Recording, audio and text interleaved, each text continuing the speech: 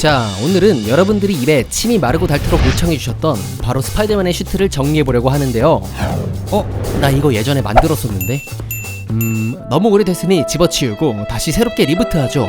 스파이더맨 영화가 잘하는 것이 리부트하는 거니까 슈트 영상도 리부트한다는 셈 치고, 그래서 오늘은 역대 피터 파커가 착용했던 스파이더맨 슈트를 모아봤습니다. 휴, 다행이다. 지난번에 토르랑 헐크 영상은 없는 정보 이리저리 생각해내느라 골머리 좀 써졌는데, 스파이더맨 슈트는 정보가 차고 넘쳐서 대본 쓰는 게 좀 개꿀인 듯 하네요. 자, 어쨌건 영상을 시작하기에 앞서 좋아요, 구독, 알림 설정 한 번씩만 부탁드리며 지금 바로 역대 스파이더맨 슈트 총정리 시작합니다.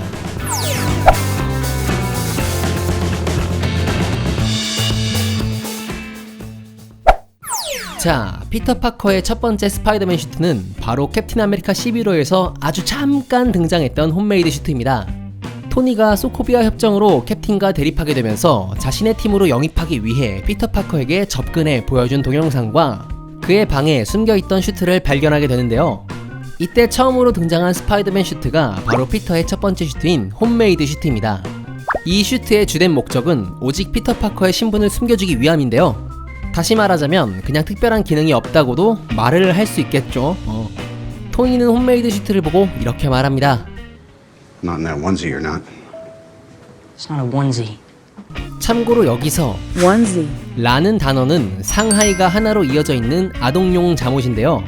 즉 슈트의 외형적인 부분은 허접스러움이 물씬 풍겼기 때문에 토니에게 아동용 잠옷이라고 조롱받으며 대책에 까인 거죠.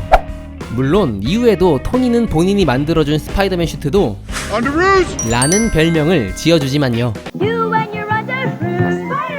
아무튼 홈메이드 슈트는 캡틴 아메리카 11호에서 아주 잠깐 등장하는 정도의 맛보기였을 뿐 본격적으로 등장하는 작품은 스파이더맨 홈커밍입니다.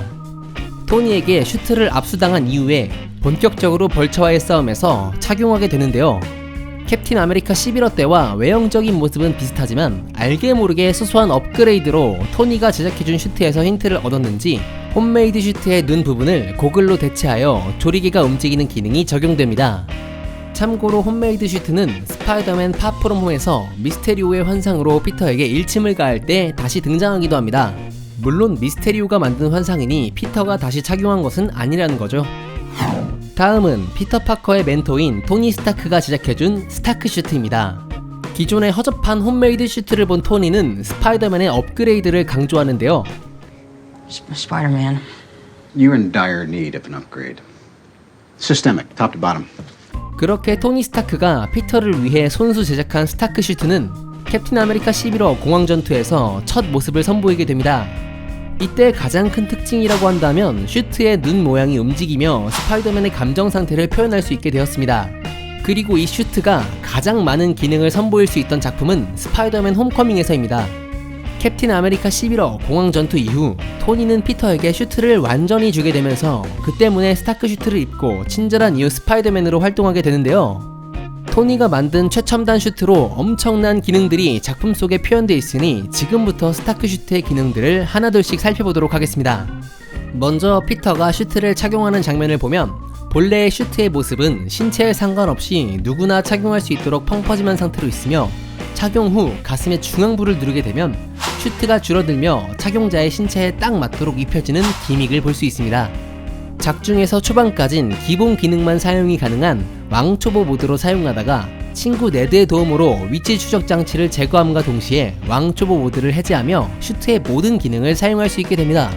가장 큰 특징으로는 토니가 만든 아이언맨 슈트의 자비스나 프라이데이처럼 사용자의 편의를 위한 인공지능이 내장되어 있는데, 여기서 피터는 AI에게 캐런이란 이름을 붙여주게 됩니다. 캐런의 대표적인 기능은 각각의 상황에 맞는 능동적인 일처리와 슈트에 내장된 다양한 모드의 사용법과 특징을 알려주는 일종의 사용자 편의 보조 시스템과 같은 역할을 수행해주는 거죠.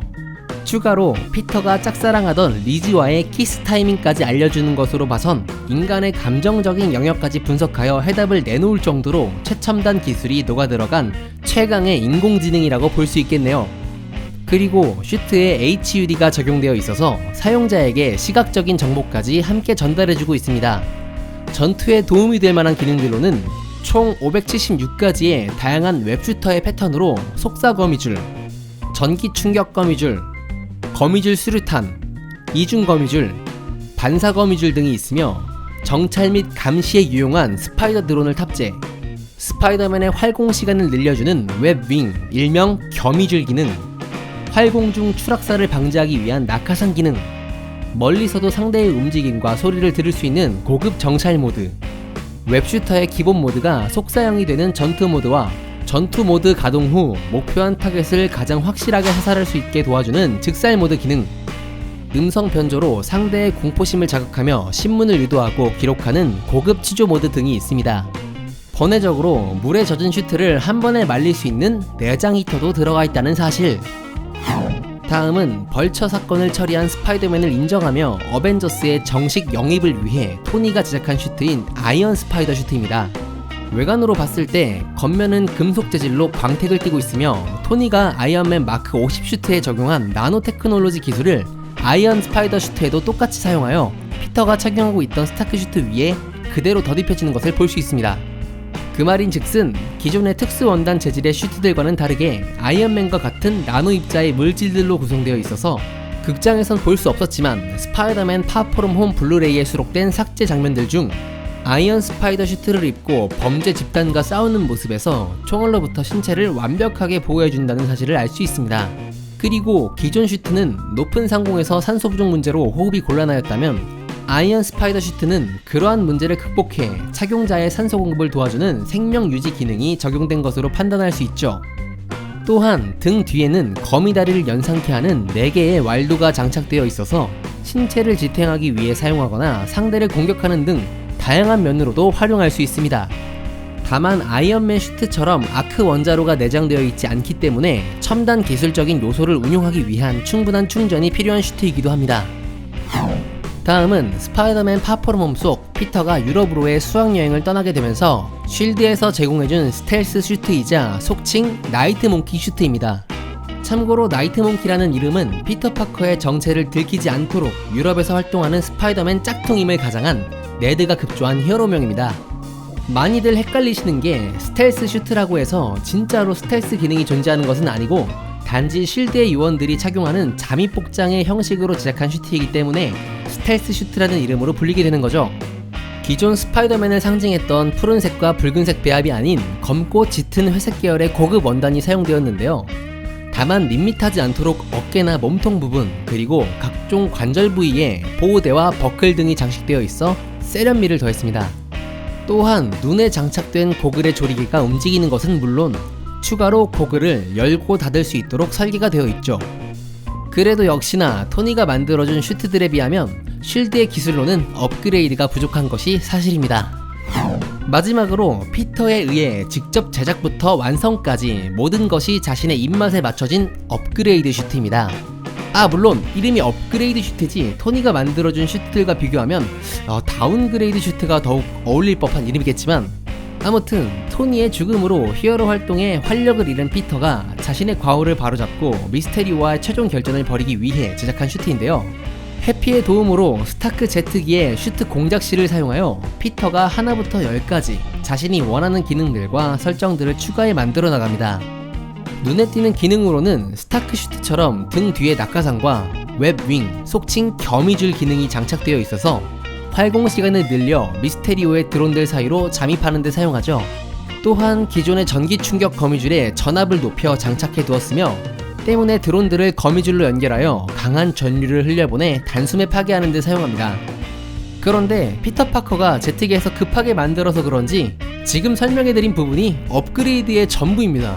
사실 미스테리오와 싸울 때 아이언 스파이더 슈트를 입고 싸웠다면 드론들의 총알 세례 따윈 전혀 소용없는 공격이었을 테고 탑재된 인공지능 AI인 캐런이나 혹은 프라이데이를 이용할 수 있다고 하면 이디스를 역으로 해킹하는 것도 가능하지 않았을까라는 생각을 해볼 수도 있는데 그러면 너무 밸런스 파괴 요소이기 때문에 극적인 연출을 위해 아이언 스파이더 슈트를 사용하지 않은 것은 제작사의 신의 한 수가 아니었나 합니다.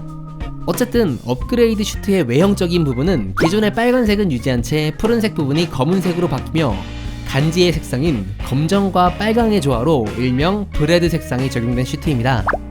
영화가 종료되는 시점까지 이 슈트를 착용하고 있는 것으로 봐선 다음 3편에서도 초중반까진 업그레이드 슈트가 나오지 않을까 하는 예측을 해볼 수도 있겠네요. 자, 오늘도 여러분들을 위해 준비한 특별 이벤트 진행해보도록 하겠습니다. 현재 스파이더맨의 세 번째 작품이 코로나 사태로 잠시 중단되었는데요. 최근 들리는 소식으로는 2020년 9월에 스파이더맨의 세 번째 작품의 촬영이 시작될 것이라고 합니다. 자, 그래서 우리가 기다리는 스파이더맨의 세 번째 작품에 등장할 새로운 슈트에는 어떠한 신기한 기능이 업그레이드 되었는지 여러분들이 한번 참신하고 재미있는 상상력을 발휘하여 업그레이드 될 기능에 대해서 영상의 하단에 댓글로 남겨주시길 바랍니다. 정말 그럴듯하고 기발하며 재미있는 업그레이드 기능을 소개한 분들 중 많은 사람들의 공감을 받았다는 증거로 최다 좋아요를 받은 작성자 한 분을 선정하여 영화보다 훨씬 더 다양한 스파이더맨 슈트들이 등장하는 플레이스테이션 4의 초대박 인기 타이틀인 마블 스파이더맨 게임과 게임의 공식 아트북을 선물로 드리겠습니다. 이번에도 여러분들의 많은 참여와 관심 부탁드리며 지금 바로 영상의 하단에 댓글 남겨주시길 바랄게요. 자, 오늘은 여러분들이 그렇게 노래를 불렀던 마블 시네마틱 유니버스에 등장한 스파이더맨의 모든 슈트들에 대해 총정리해보았습니다.